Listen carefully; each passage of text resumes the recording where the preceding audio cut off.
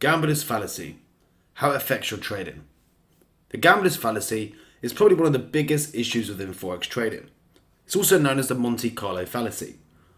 What is gambler's fallacy and how does it apply to Forex? Gambler's fallacy is a misconception that just because something hasn't happened for a long time, it's now become overdue. For example, if it hasn't rained for a while, or if you haven't crashed your car yet even though you drive 100 miles an hour down country lanes, or if you flip a coin and it lands on heads 4 times in a row, a tails must be next.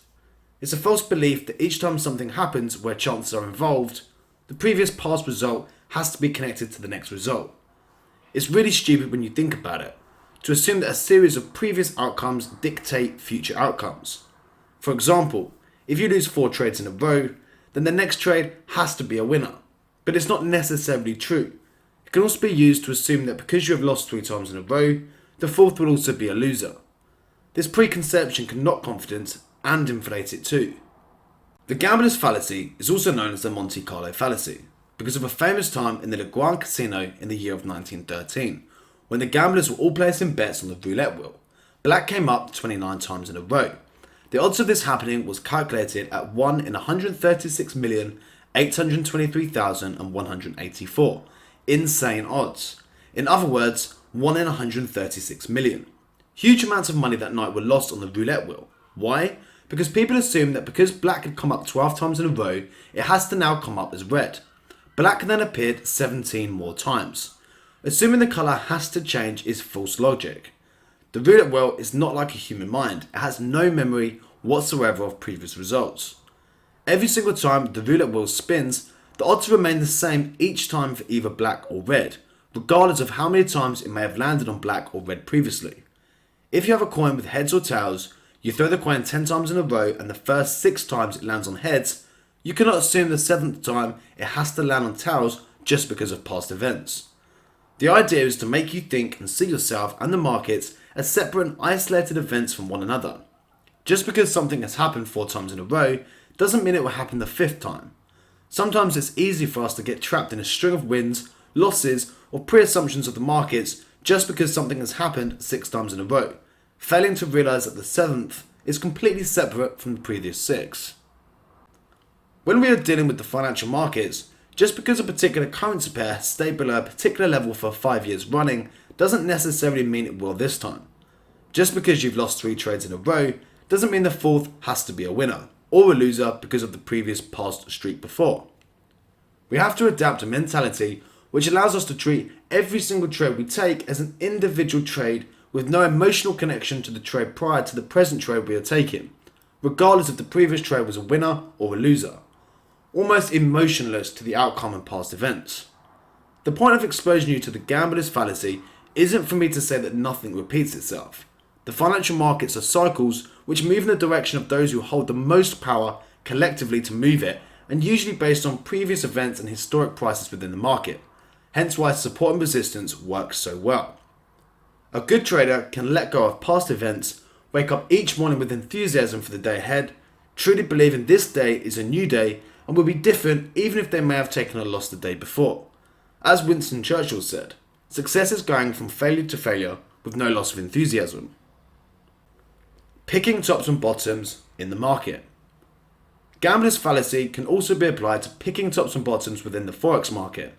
In my opinion, picking tops and bottoms, especially based on personal opinion, is easily in the top 5 of reasons as to why people blow their accounts. The market has no place for opinion, and algorithms do not form opinions. The market only has a place for those who view the charts and price action in a logical and rational view with factual information and rules based on a tried and tested strategy. I know it always feels so good taking a loss when I have 5 confidences ticked from my list of reasons I look for when I enter a trade. Because if I'm wrong, that's okay. Because I know that if I keep repeating those steps over and over, out of 100 trades I will always win more than I lose. Because the strategy I use works from experience and backtesting. But randomly picking tops and bottoms can be disastrous. Most importantly, selling or buying price just because it's high or low.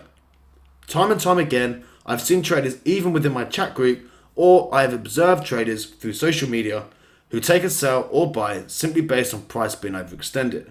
It's just simply not enough reasons to enter a trade. The simple fact is, the trend is your friend. If price is bullish and forming higher highs and higher lows on the higher time frames, it means technically you should be buying any pullbacks and treating those retracements as simply opportunities to get into the market at a better price. Unfortunately, price stops, shows a bearish candle on the lower time frames, and because it's overextended, for example to the upside, people immediately sell. Or, alternatively, they sell just because price is at an historic high. Forex trading is not like buying and selling cars. When you buy something in business, you are looking to make a profit. Therefore, the idea is to get the car at a cheaper price than you can sell it for to make a profit. But with Forex trading, the saying buy low and sell high does not apply, because price can go lower and price can go higher. Some examples of this can be found below. People truly believed that this was the bottom or this was the top, but price defied the odds and continued its direction.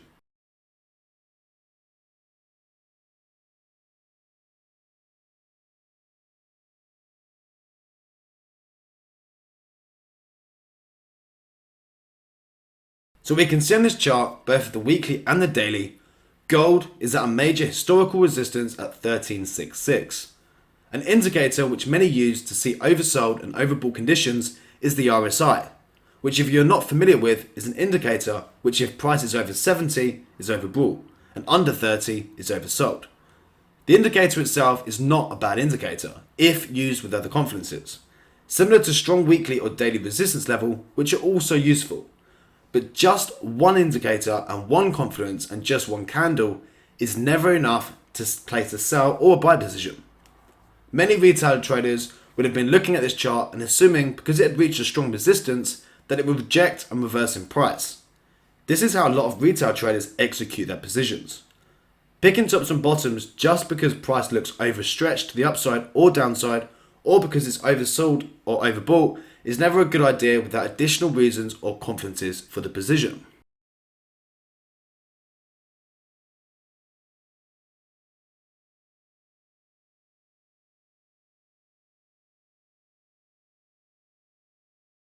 Looking at the following two charts of the weekly and daily time frame on gold, we can see price blasted through the historical resistance at 1366 and continued the rise to the next resistance level, which can be found for gold by retail traders at 1433.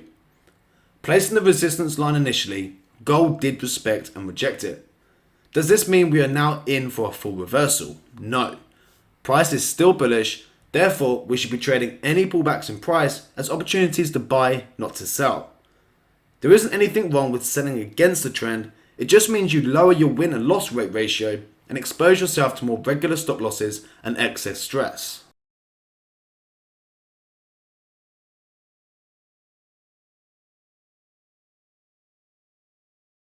As you can now see, gold blasted through this resistance too, leaving anyone trying to pick the top on gold stopped out at a loss. This is why picking tops and bottoms is never a good idea just based on resistance levels and a candlestick. We have to zoom out and begin building a picture way before price begins to move in a particular direction. By zooming out and looking at everything which is happening, we can begin to list reasons as to why currency pair or commodities such as gold will either go up or down.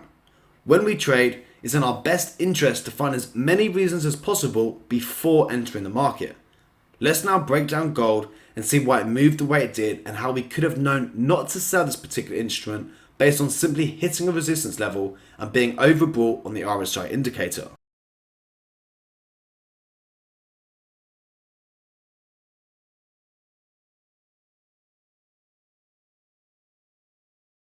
So, as we can see, we are creating higher lows and holding resistance around 1366. The higher lows began to get higher and steeper, signaling price was beginning to squeeze and potentially break out. We could also identify a potential inverse head and shoulders pattern on the higher time frame which suggests reversal. We can place two trend lines connecting the higher lows together, an outer trend line and an inner trend line to support upwards price. We can also see if we use the Fibonacci tool, gold on the weekly time frame was consolidating around the 38.2% Fib ratio, also being supported by the weekly EMA around 1275. We can also see from the next picture slide, if we duplicate the movements of the previous impulse leg around 1160 to 1345, we can get equally measured moves from the 38.2 weekly fib and weekly EMA to line up with the minus 618% fib extension, suggesting more upside potentially from the 1275 level. Knowing this information, when price did reach the historical level of 1366 or 1433, we would have been expecting a breakout to the upside and ignored the sell position. Why? Because we have more confidences to buy this than to sell it.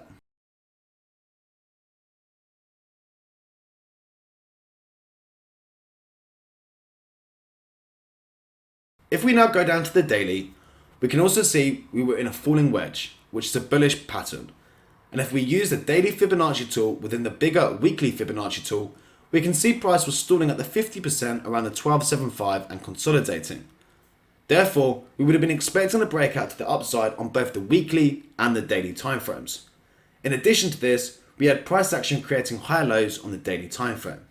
So what's the list of things we could identify which would have given us reasons to know this would break both the 1366 and the 1433? Creating higher lows and higher highs on the weekly and daily, identifying as a bullish trend. Price has consolidated for multiple weeks in a row at the weekly 38.2% fib ratio and weekly EMA and the daily 50% fib ratio. The longer price consolidates, the bigger the breakout. Price has formed a second tap of both trend lines, creating strength within the trend line and allowing us to connect price together. Also, fundamentally, the US Fed were expecting to cut interest rates. Price is ranging in a falling wedge into an area of interest, which is a bullish price pattern. An inverse head and shoulders has been identified on the weekly time frame. All of these signs were identified at the price of 1275, long before 1366 or 1433 were reached, which is why it's crucial to do top-down analysis from higher time frames before assuming prices reach a top or bottom on the chart. This prevents unnecessary losses. The only time you should consider selling price at a major resistance or support is when you have multiple confidences. For example, say gold reached 1560, which is a major resistance for this particular pair.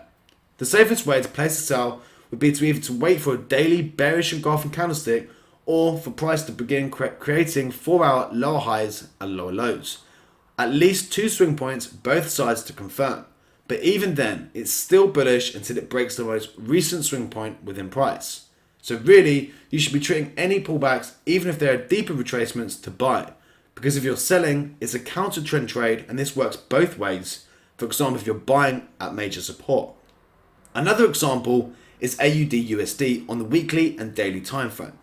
Most retail traders buy at historical support or sell from historic resistance, usually after seeing one candlestick formation rejection. They sometimes do this also on lower time frames without even looking at the higher time frames. For example, the weekly first to find the actual trend direction. So they found themselves caught up in smaller time frames levels as opposed to looking at the bigger picture first. As mentioned before, they also use indicators like the RSI indicator to view if price is overbought or oversold. RSI is helpful, but not on its own. Unfortunately, because of this, they try and pick tops and bottoms based on opinion instead of facts and before finding the trend, simply because price is high or low. As I mentioned before, within Forex trading, buy low and sell high does not work, as price can go lower and it can also go higher than you anticipated. Here is an example below of what a retail trader may first see. When we look deeper into the chart, we can see why what the retail inexperienced trader then does is not a good idea.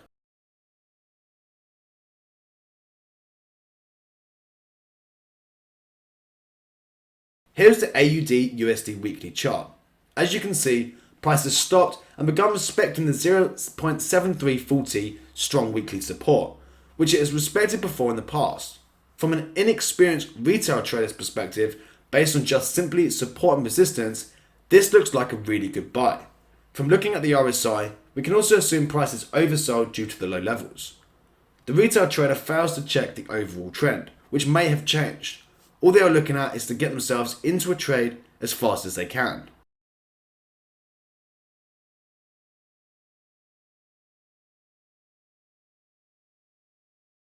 This is the daily view. The experienced trader has identified the trend has changed to bearish, therefore only viewing pullbacks to the upside as selling opportunities, not buying. The experienced trader is seeing things completely differently. They have no interest in buying from this major weekly support. Why? Because they have identified from looking at the chart you have just viewed that the trend has changed from bullish to bearish. Price was making higher highs and higher lows and being supported by an ascending weekly trend line.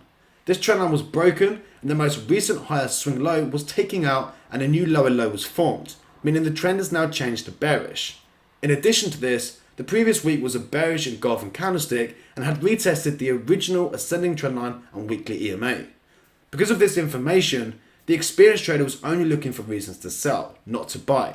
The inexperienced traders jump in to buy and soon find themselves caught up in a huge bearish trend of continuation, whereas the experienced trader waits patiently for a new lower high to be formed to sell the currency pair as a bearish continuation, banking and securing more pips from following the trend as opposed to counter trend trading for a small amount of pips at lower risk to reward. As predicted, price continued lower, blasting through the major weekly support which the inexperienced trader brought from, assuming it's the bottom since price has fallen so much and is oversold. The next image is price for AUD/USD in the future. Once again, AUD/USD is now at another major support. In fact, this support is 10-year support. Price has not breached and been below this level in over 10 years. Inexperienced retail traders again begin to look at this level, look at how far AUD/USD has fallen, check the RSI and see that price is extremely oversold. Because of this vague information and without viewing the overall trend and what's happening, they begin to buy. But the experienced trader knows and understands that they will not buy AUD/USD until it breaks out and changes the trend. The way to determine whether a financial instrument has changed its bearish trend is for price to break above the most recent lower low, swing point, or if bullish, price needs to break the most recent higher low. This confirms a trend change. Since AUD/USD is yet to break above the most recent bearish swing point, we still remain bearish. Therefore, we will only look for reasons to sell, not to buy, regardless if price has hit a major support. This is because a support level is just one confluence or reason to enter a trade, and we only want to enter trades based on multiple reasons, not just one. We are treating any bullish pullbacks as reasons to sell, not finding ourselves trapped into temporary bullish price action. Inexperienced trader looking to buy from these levels of support to pick and find the bottom of the market. The experienced trader understands the trend is bearish and remains bearish until price breaks above the most recent lower high. Therefore, is treating any bullish price action as temporary and a short-term retracement before heading lower until price tells them otherwise.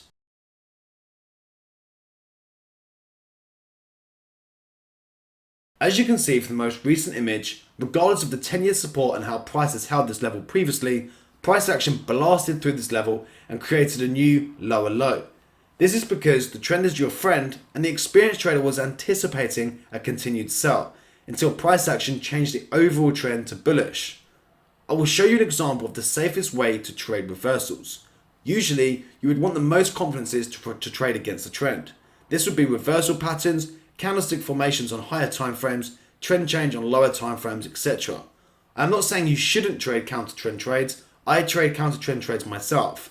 But be aware your win and loss ratio will be lower when trading against the trend and trying to pick reversal points within the market, especially with no confidences. Just jumping in based on opinion and the fact it looks oversold or overbought. Counter trend is riskier than trading in the direction of the market. It's very easy to identify the direction of the market simply by checking the daily and weekly time frame. Examples of safe reversals.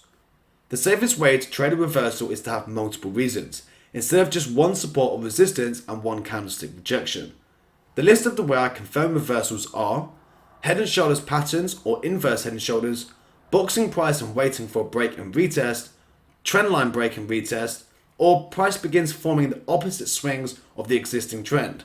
For example, if you are forming higher highs and higher lows, a reversal sign would be failure to take out the most recent higher high, stalling, or creating a new lower high below the previous higher high.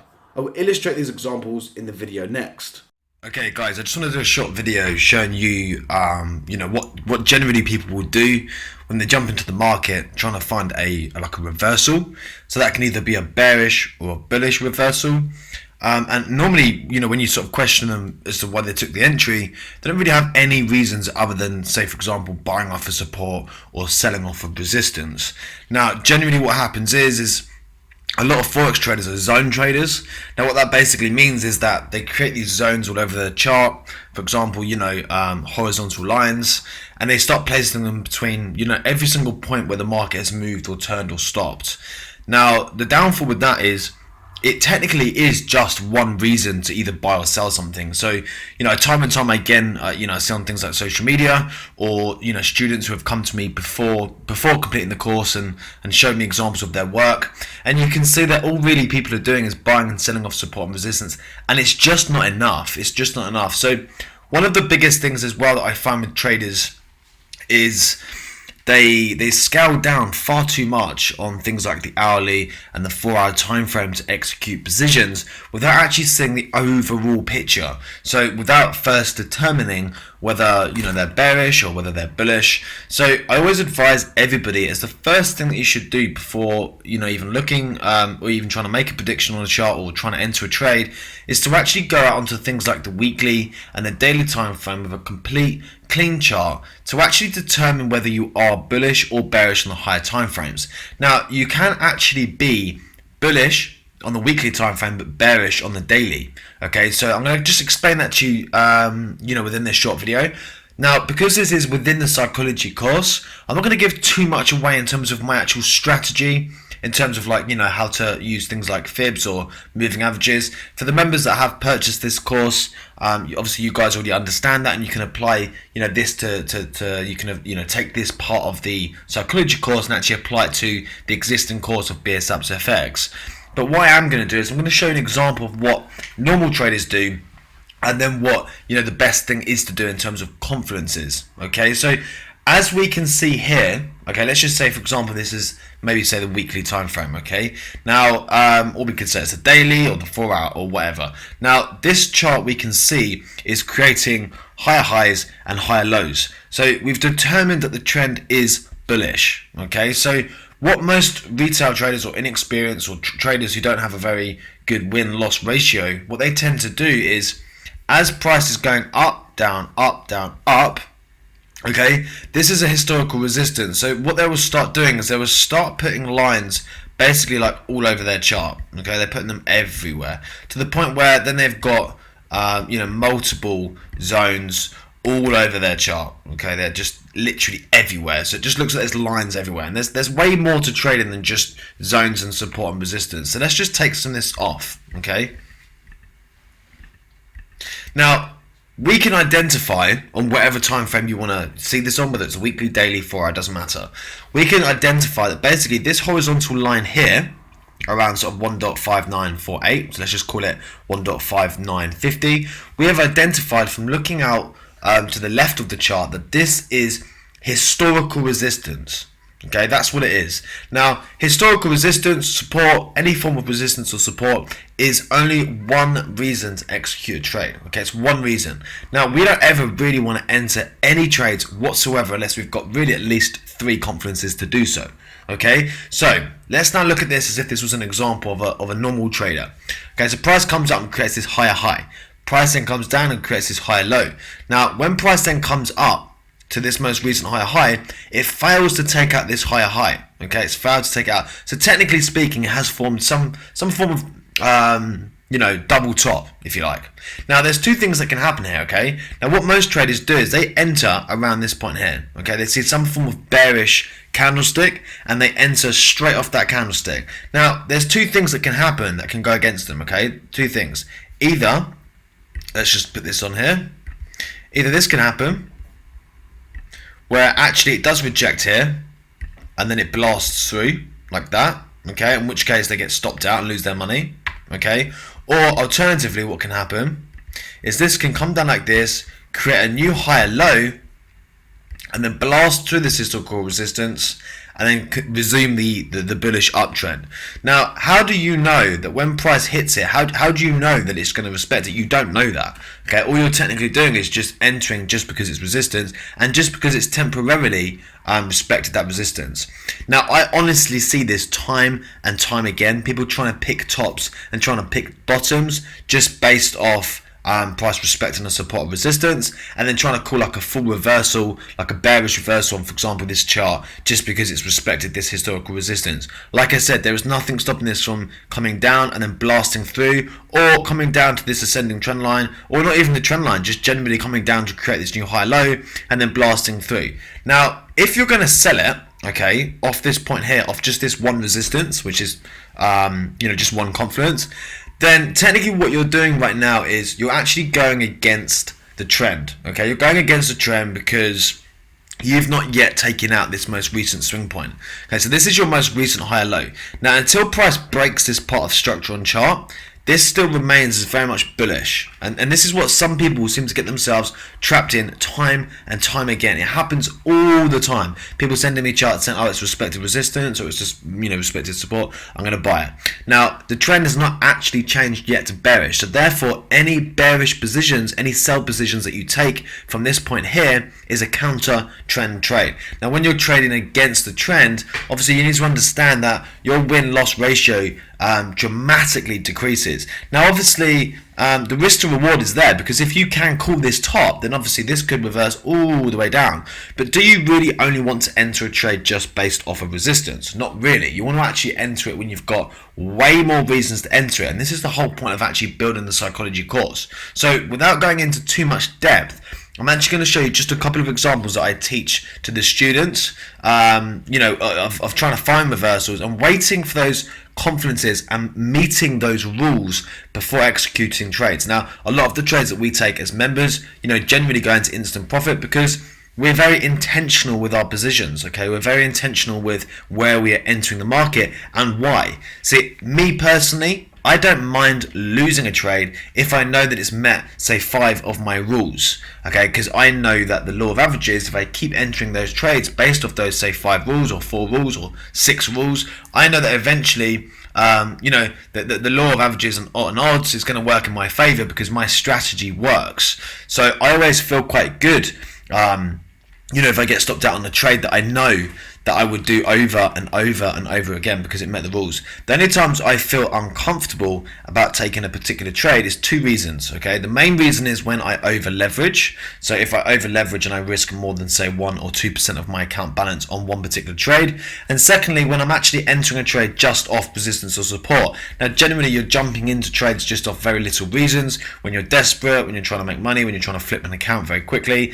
And 9 times out of 10, those trades will come back and bite you, and you'll find, you won't understand why you keep losing, and it's simply because you're just entering the market with very little confidences, and this is an example of a little confidence, okay? So what we really want to do, we want to make sure that price really comes down and breaks this most recent swing point, because then what we have then identified at that point is that the trend has actually changed. Okay, so when it has broken this most recent swing point, we then can wait for this retracement back up, maybe to this ascending trend line, or maybe up to, it could even come up to maybe this structure here. Okay, so then price could actually just come up to here, retrace like that, and then this would be the better place to sell. Okay, because maybe this is a fib ratio, maybe this is touching the ascending trend line, but we've then at that point confirmed that the trend has changed because we've actually taken out this most recent higher low. Okay, so then we formed basically a new lower low. Okay, so now we can anticipate the actual trend to change. Okay, and then what we get is a lower high. Okay, so the trend has changed. So because we're always operating and trading within the direction of the overall trend, it means that we stand a higher probability of winning our trades. See, this is what trading is about, right? It's not about always being right. It's about having a rule-based strategy that allows you to go in the direction of the people that are actually really moving the market instead of fighting against it. There's no point in keep fighting against it, trying to be smart, trying to get these little counter trend trades in. You can make some great money off counter trend trading. You can make some money off selling from here, buying from here, selling from here, buying from here, selling from here, buying from here. You can keep doing that. That's absolutely fine if you're somebody that quite likes to be quite active in the market. But all I need to say is that these sell positions here are a lot less accurate than these buy positions here, because when we're trading with the trend, we have more things in our favor, and that's what this game is. It's a game of probabilities. Okay, we need to try and go with the most reasons, confidences, and probabilities as we can possibly get out of the market, as opposed to just jumping in with no reasons and just randomly taking trades. So as I said, these sell positions here are a lot more riskier than these buy positions, because the buy positions are within the trend, the sell positions are against the trend. Okay, so you might be able to get a good sell in here, but it might stop here and then continue to the upside. So it makes it a little bit more riskier, whereas a buy from here is probably a fib. You've probably got moving average here, you've got an ascending trend line, you're trading with the trend, you've got a bigger risk to reward ratio because you're expecting it to make a new higher high because you're trading with the trend. Does that make sense? So let's now go through some examples, just some minor examples. I'm not going to go too in depth. I'm just going to show you some examples of how you can actually trade safe reversals. Okay, safe reversals that operate in your favor instead of just randomly jumping into the market and trying to pick tops and bottoms. So let's go on to this one first. So this is a double or triple top exhaustion. Okay, so really this is only two confidences, which is a resistance and a candlestick formation. So it's very similar to the example that I just showed you. Okay, now what happens here is price is creating higher highs and higher lows. Okay, so we've identified the trend as being a bullish trend. So really, we only really want to look for reasons to buy this. Okay, if we've identified the trend as being bullish, we're only looking for excuses to buy it, not to sell it, because obviously we understand that the sells are a lot more riskier than the buys, and we always want to trade with the trend. So price is making higher lows and higher highs. Okay, now prices recently has made a recent higher high, which is up here. Okay, and then a low. But as it begins to approach this higher high, okay, the momentum, which is the red line here, begins to slow down. Now, this is another thing that I need to teach you guys, is about momentum. Now, obviously, if this line here, if the candlesticks, as it was approaching this higher high, were, very fast, very big, bullish, strong candles, then obviously why would we want to just randomly jump in and sell it here? We don't. We never want to trade against momentum. But if this red line here, if for example these candlesticks are beginning to slow down, the candlestick bodies are getting smaller, and as we begin to approach this higher high, we start rejecting this level. Now we don't want to jump in straight away at this point here, because that's only really a second rejection, and this could come down and then bang, blast straight through. Okay, so what you really want is for it to come down, come back up, retest it again with the bearish candlesticks, something like a bearish engulfing candlestick, indecisions, spinning tops, dojis, a sequence of hourly or 4 hourly candlestick rejections. And then what you would do is, as price begins to form that and then it drops, you then enter here where the pink line is, and you'd put your stop loss above all of these rejections. You've got 1, 2, and 3. That's a triple top rejection with a stop loss. Now, even with that being said, like I said before, that's only really two confidences. Okay, you could technically say it's 3, because you've got a triple top resistance, and you've got obviously got a slowdown in momentum. Okay, so price is beginning to slow down as it's approaching these levels. Okay, and you've obviously got the candlestick formations. So there's not really that many confidences. It's still kind of trying to guess, because look, this could come down like this. Okay, and then what's stopping this from going bang? There's nothing stopping it from doing that. So although this isn't a bad trade, it's still not got all of the confidences that we're looking for. Okay, but obviously this would be your entry, and then you still need to break this ascending trend line. You might still need to break a moving average. You still need to break the recent swing point. So this is still a very risky trade. This is a very risky way of trying to pick a reversal. Okay, it can always go against you at any given opportunity. Now, this is the next one. This is a head and shoulders and retest play. Okay. Now, the head and shoulders in itself is a very strong reversal pattern that I use to try and determine tops and bottoms. Now, most people would be annoyed that they didn't get in here, but I never really get annoyed if I can't get in at the very top. I prefer to have a safe and surgical execution and have those confidences met before I try and pick a top or a bottom. Now, the head and shoulders retest play, it's got 5 confidences. Okay, so this seems like it's a better trade to take as opposed to the other 2 examples that we've just looked at. Okay, so we're creating higher highs and higher lows. Okay, so higher high, higher low, higher high, higher low, higher high. So we're creating a bullish, we've identified as a bullish trend. Alright, now price is also being supported by an ascending trend line. We've identified that this is the most recent swing point. Alright, so as long as we can stay above this most recent swing point here, we are still bullish. Okay, it's as simple as that. As long as we can stay above this recent swing point, we are bullish. Alright, so price breaks the ascending trend line, which is a trend line here, but not yet bullish structure, which is this point here. Okay, so price stops at that bullish structure, failing to take it out, so we are still very much, bullish to some extent. And as it begins to approach, what it does is the momentum begins to slow down. Okay, as we start to approach this area of interest, the momentum begins to slow down. We're not just speeding straight through it. Now, time and time again with my students, I teach them how to identify an area of interest that has multiple confidences, okay? But with that being said, momentum will always trump everything else. If price is starting to steam towards that area of interest very quickly, then it's very likely it's just going to blast straight through it. But if price begins to slow down into an area of interest, we know that price is beginning to start to respect that level. Now, what happens here is price starts to come up, respect the left shoulder duplication, respect the ascending trend line, and we've got a FIB ratio here of the 50%, okay? And then what happens is we tap this area of interest, we come down and we come up and we tap it again. Now, because we've tapped it, 2, maybe 3, 4 times, and we're starting to produce bearish candlesticks, such as bearish engulfing, indecision candlesticks, spinning tops, things like that. And we're starting to produce these, levels that are showing to us that price is respecting the level that we are interested in selling.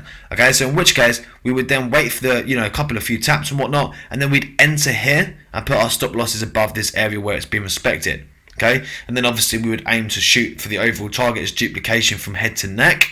And the first take profit would be the next structure, which is the 0% on the FIB. I'm not going to go too into depth of that, but what I'm trying to say is that this formation here, this reversal that we've seen play out, okay, has got 5 confidences. So that means we're setting ourselves up for a lot more success than just trying to sell off a resistance or a support or buy off a support. Can you see what I'm trying to say here? We only want to enter the market when we have multiple reasons to do so. Okay, so we've covered the head and shoulders. Now, this is the next one I want to talk about. So this is the range box play. Okay, again, we're in a bullish trend. All right, so I'm going to show you some examples of entries and how, some are more riskier than others and how you've got more confidences if obviously you enter with the most, you've got more success if you enter with the most confidences. So you can see we're creating higher high, higher low, higher high, higher low, okay? Higher high, and then we stop again and we start to form this range. Okay, we start to form this range of consolidation. It's almost just like a range play. Now, there's 2 things that can happen here, right? Now, we can enter here, okay, off this triple top resistance, which is very similar to the first example I showed you. But let's think about that just for a second. We've only really got 2 confidences, okay? We've got this resistance level here, all right? And we've got the triple top, we've got the triple top resistance, and we've got kind of like bearish candlesticks. That's it. That's all we've got, 2 confidences. So to enter here is still risky. Why is it risky? Because price could come down like it has, and then bounce from here, and then bang, and then resume the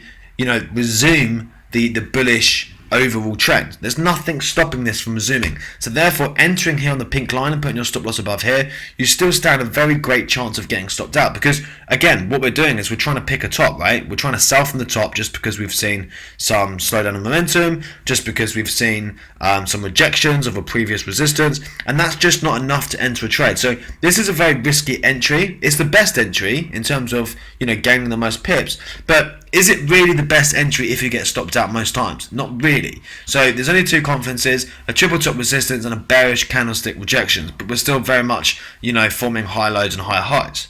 Now, the next best one is waiting for this range to break, okay, waiting for it to actually break and have a closure outside of this range box, an actual candlestick closure, okay? Then what happens is you'll come down and you'll come up and you'll retest this ascending trend line. Now, this is obviously less riskier than this entry here, because at that point you've broken the ascending trend line, okay, and you've retested it and you've broken out of the range, okay? So that is a bit more, that's got 3 conferences, all right? So that's got a bit more sort of stability in terms of entering a sell position.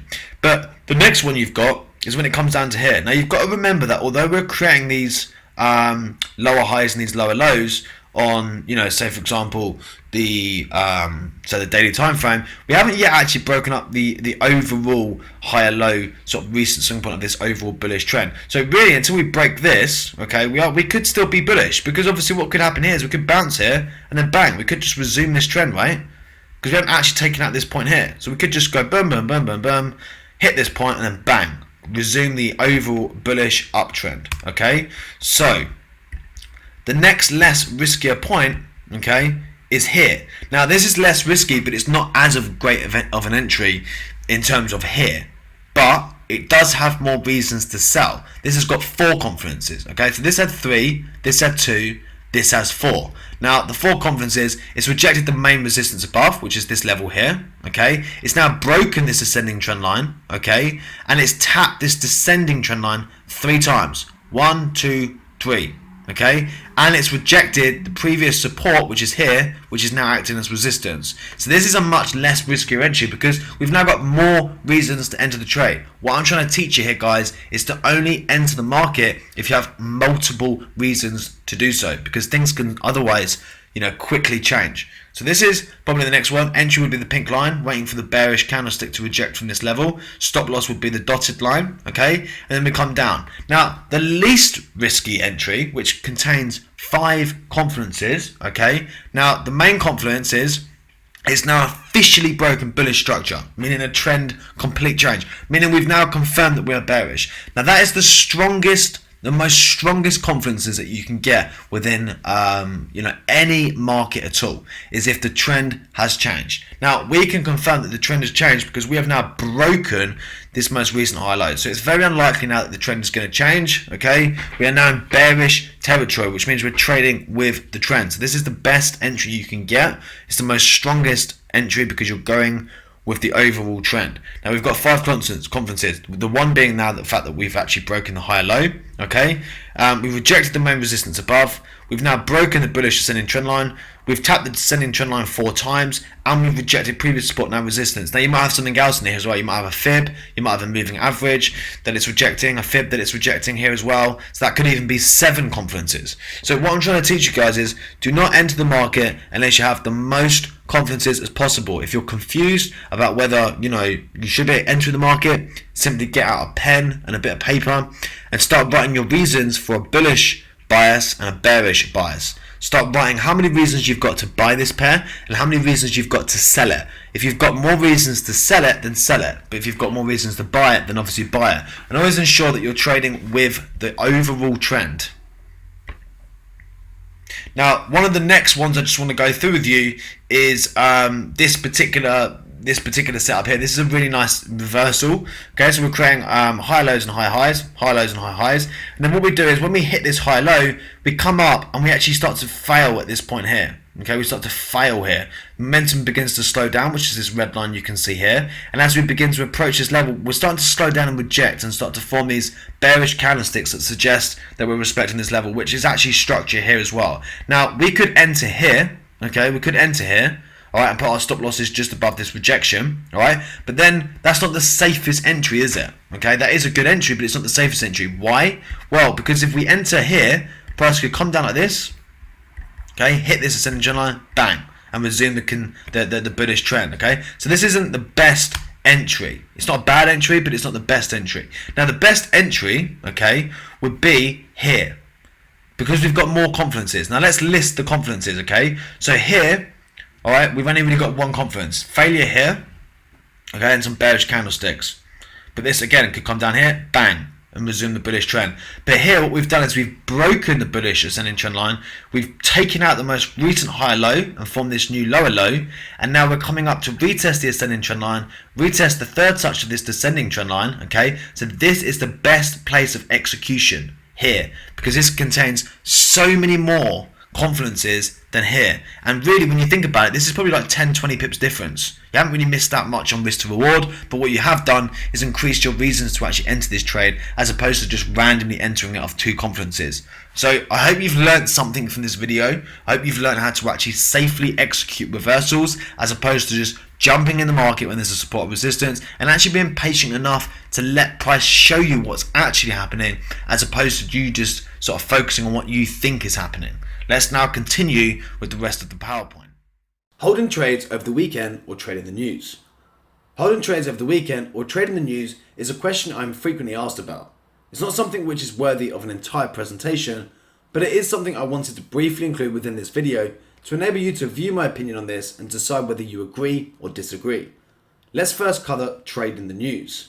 I am against trading the news because it's something which has so many variables, including market makers obtaining inside knowledge. We can never know whether a news release is priced into the market or not prior to the actual release.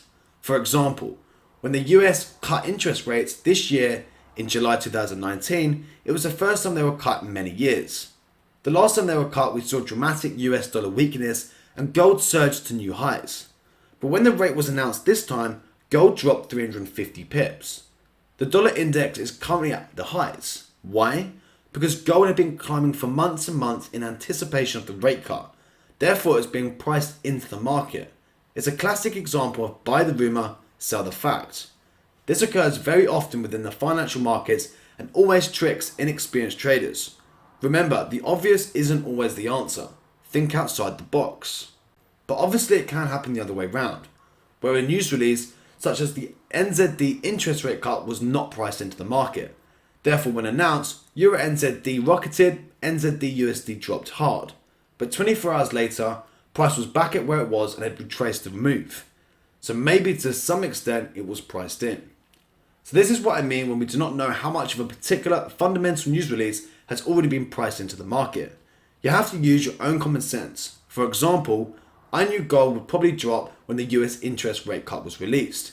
It was so easy to see. Gold was surging in an almost vertical line with no relief and hadn't had any real form of pullback for weeks. So it was a good bet the price would see some form of relief when the cut was announced, even if it was temporary. You can normally check the markets and see what's really happening with price action before the news and what's going to happen afterwards. But surely by me selling gold based on my theory would be classed as gambling, because again, I am simply just guessing and I have no real confidences or reasons.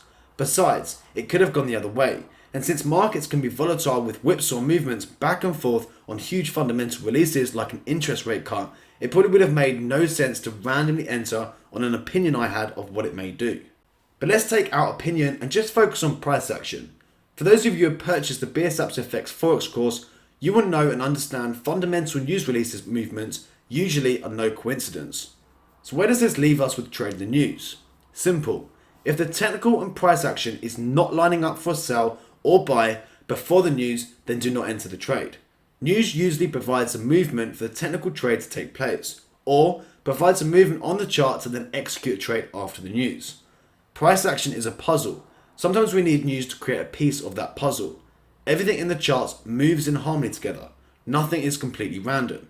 Most of the time, if you backtest the BSAPS FX complete strategy, you will find price hits exact targets and levels based on the technicals when the fundamental news is released.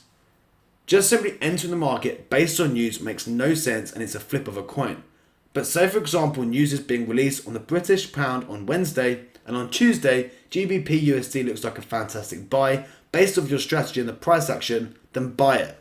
Do not let news put you off or alter your decision, because if the price action is correct, the news will help you anyway since it's no coincidence.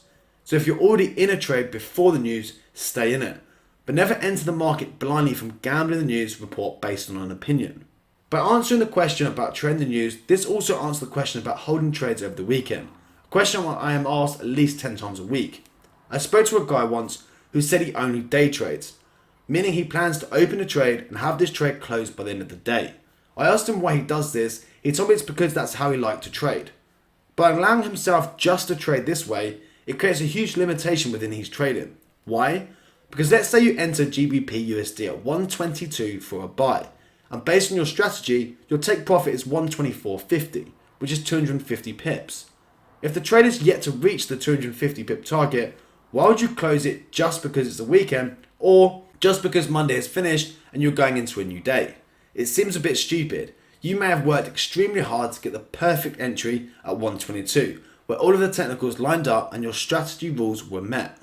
If you close your 122 buy entry when price is at 122.60, it means you've only banked 60 pips and your stop loss is 40 pips. So it's less than a 1 to 2 risk to reward, and also you now have to work hard to sit and find another entry the following day or after the weekend. If you cannot now find an entry until price gets to 123.40, it means you have missed out on 80 pips. So it makes no sense. Remember, only two things can happen when you first initially place a trade. Either you get stopped out or you win. That's it, guys. When you can move your stop loss to your entry, then you are completely risk free.